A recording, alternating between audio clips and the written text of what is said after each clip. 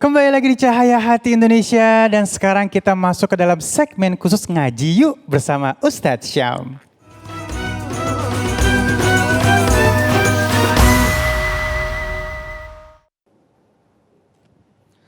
أعوذ بالله من الشيطان الرجيم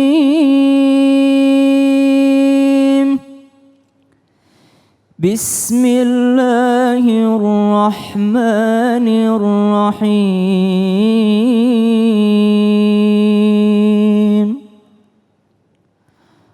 قل هو الله أحد الله الصمد لم يلد ولم يولد ولم يكن له كفوا أحد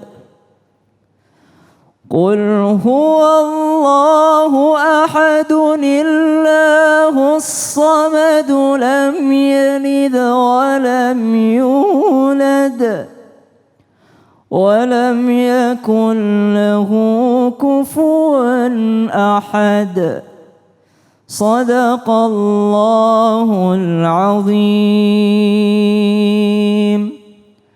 ما تيسر من القرآن من سورة الإخلاص. Surah Al-Ikhlas adalah salah satu surah favorit ketika seseorang sholat sendirian gitu ya.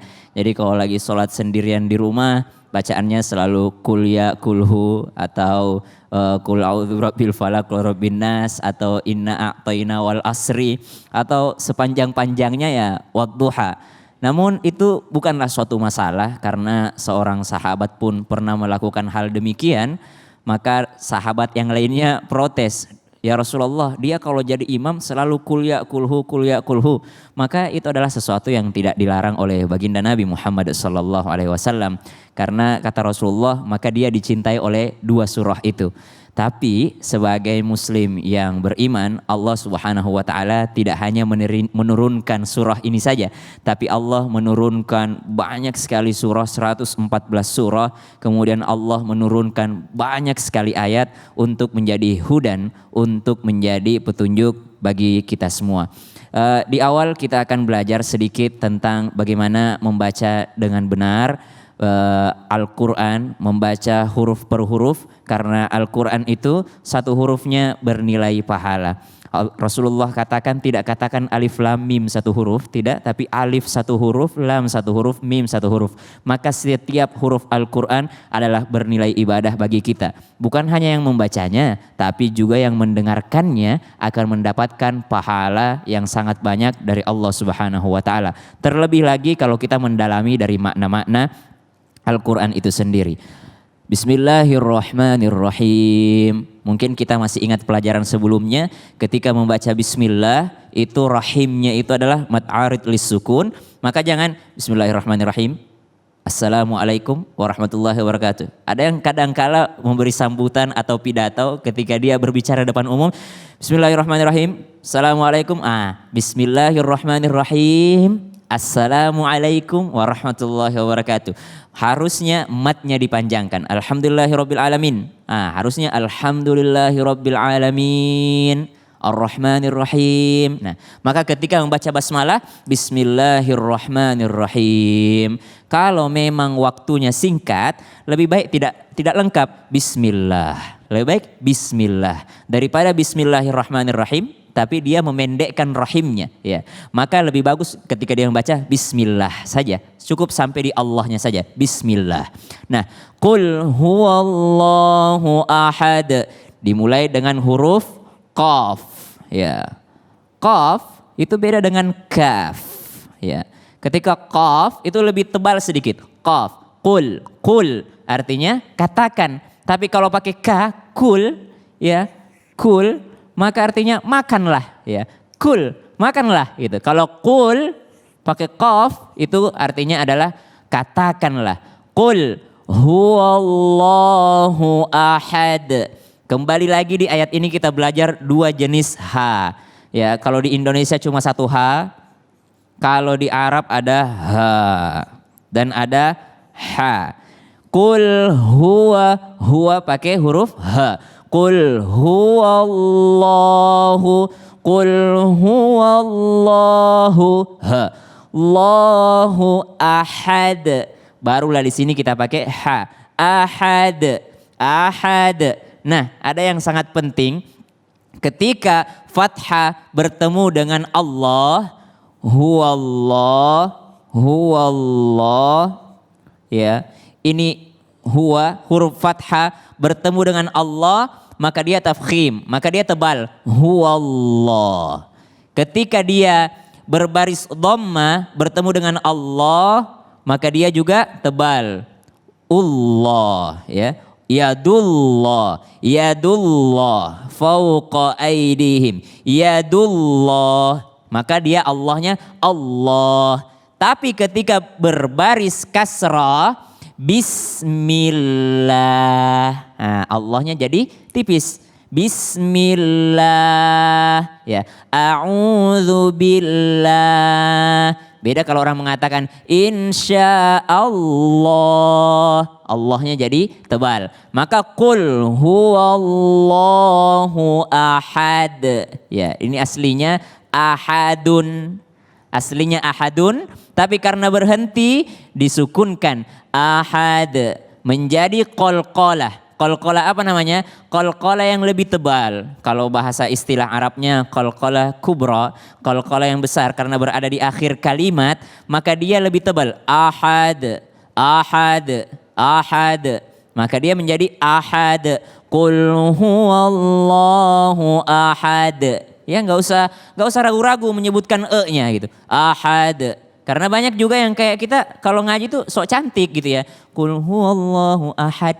Ya, qul huwallahu ahad. Keluarkan saja. Ya, kembali lagi ke dal. Dal itu adalah tipis ya. Ahad, ya. Maka qul huwallahu ahad. Nah, ada yang sangat penting ketika Anda membuka mushaf, maka biasanya di bawah ahad itu ahadun ini nomor ayat, maka setelahnya ada Allahu dan di bawah ini ada nun kecil. Nun kecil. Gimana cara bacanya? Ketika Anda sambung ahad ke Allahu, ahadun ke Allahu, maka unnya berubah menjadi u. Ya. Qul huwallahu ahadu dan nunnya terbaca berbaris kasrah atau bawah. Qul huwallahu ahadunillahus samad. Ya.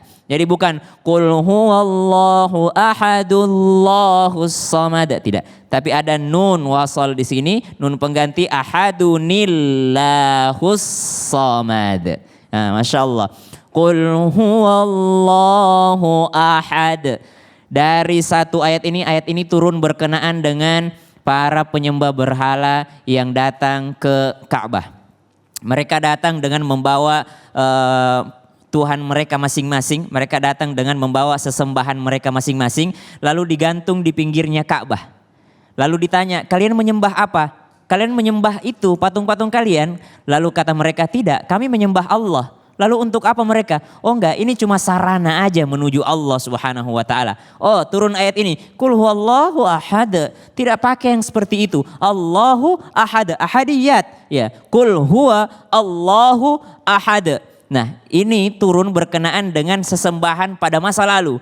Sekarang manusia tetap ada yang seperti ini tapi melalui sesembahan yang lainnya. Apa yang masuk ke dalam hatinya? Gini, sebagai ilustrasi. Seseorang yang full perutnya atau lambungnya dengan makanan yang halal, dikasih yang haram, tidak mau lagi makan. Kenapa? Karena udah kenyang gitu.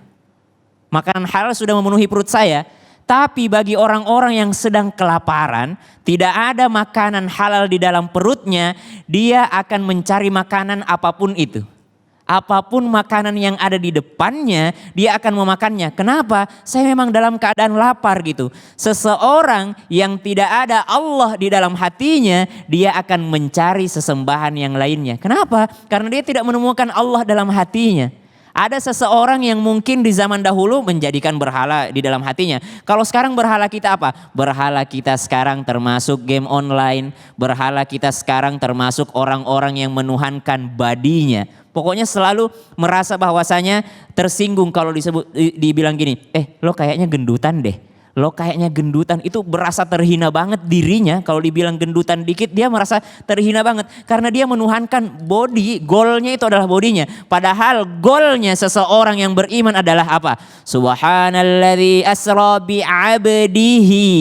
Goalnya seorang yang beriman adalah menjadi hambanya Allah Subhanahu wa Ta'ala. Maka kalau tidak ada Allah di dalam hatinya, maka dia akan mengisi dengan yang lainnya. Ada yang mengisinya dengan kecantikannya, ada yang mengisinya dengan uang.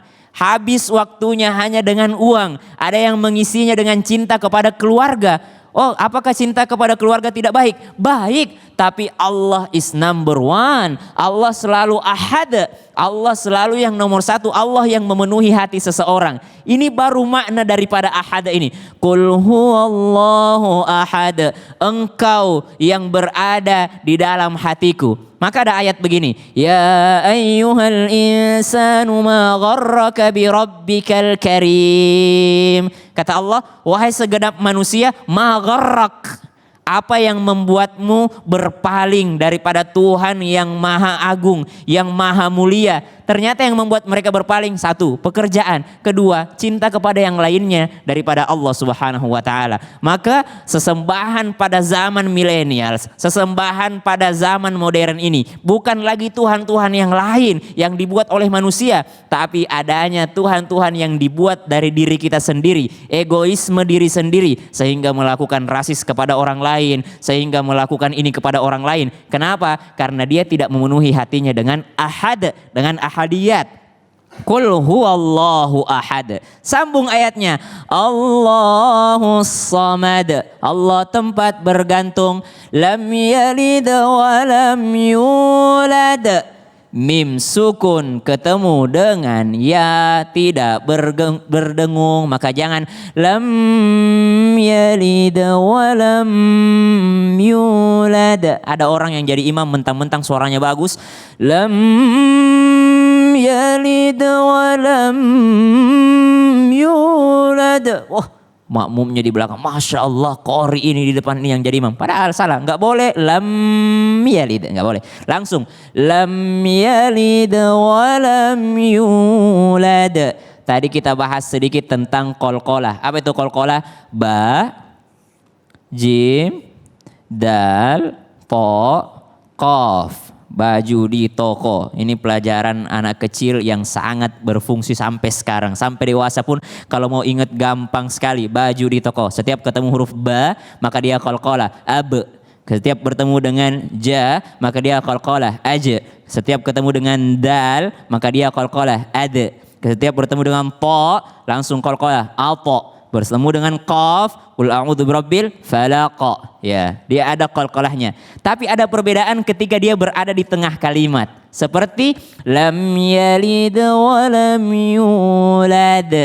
Nah, disinilah ulama kita memberi nama. Satu namanya kubro, satu namanya sugro. Ya. Tapi tidak usah dihafal istilah ini. Ini tidak menambah iman seseorang, hanya mempermudah. Tapi kalau istilah ini mempersulit Anda, lebih baik jangan dihafal. Karena kadangkala kita sibuk menghafal teorinya, pas bacanya ini apa ya? Ini izhar, ikhfa, apa idgham ya? Ini apa ya? Idgham apa nih ya? Ini mad apa nih ya? Sehingga menyulitkan malah. Ya, jadi langsung praktek itu lebih bagus. Bagaimana teknik Rasulullah belajar Al-Quran? Isma' wa tasmi, isma' wa tasmi. Dengarkan, perdengarkan, dengarkan, perdengarkan. Jadi kalau Anda membaca tajwid yang membuat Anda lebih kesulitan, lebih baik Anda mendengarkan syekh-syekh yang benar bacaannya, lalu setelah itu perdengarkan bacaan Anda kepada orang yang benar bacaannya. Itu lebih bagus, lebih gampang. Lam yalid wa lam yulad. Beda de-nya yang ini dengan yang ini. Kenapa? Satu berada di akhir kalimat, satu berada di tengah-tengah. Apa bedanya? Ketika yang di tengah ini lam yalid wa, seakan-akan dia langsung menyebutkan wa-nya.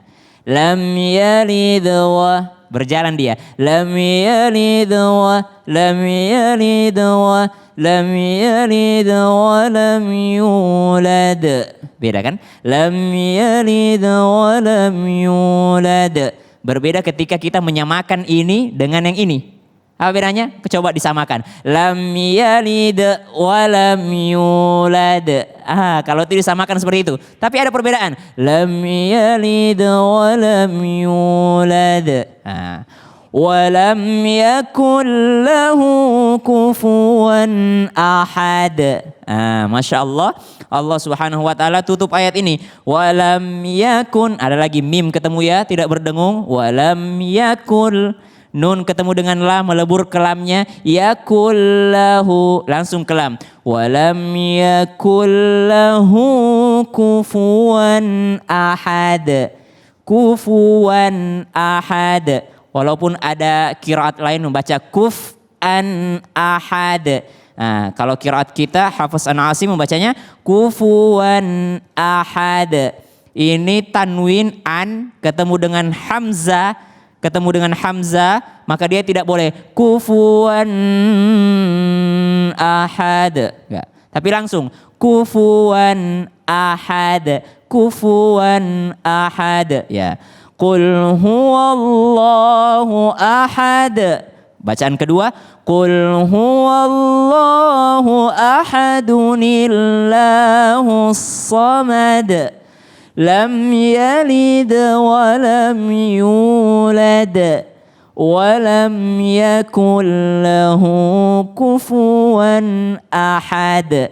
Ingat teman-teman, kadang-kadang sibuk menanyakan ini nagom apa, ini ras, bayati, apa segala macam. Semua bisa indah kalau kita memperbaiki yang namanya makharijul huruf dan tajwidnya. Insya Allah, Allah mudahkan kita membaca Al-Quran. Allahumma arhamna bil Quran. Masya Allah, terima kasih Ustadz Syam, nikmat banget ya kita belajar ngaji tadi ya. Dan pemirsa di rumah, insya Allah sesaat lagi kita akan menjawab semua pertanyaan yang sudah masuk bersama guru-guru kita yang dimuliakan oleh Allah Subhanahu Wa Taala. Tetap bersama kami di Cahaya Hati Indonesia.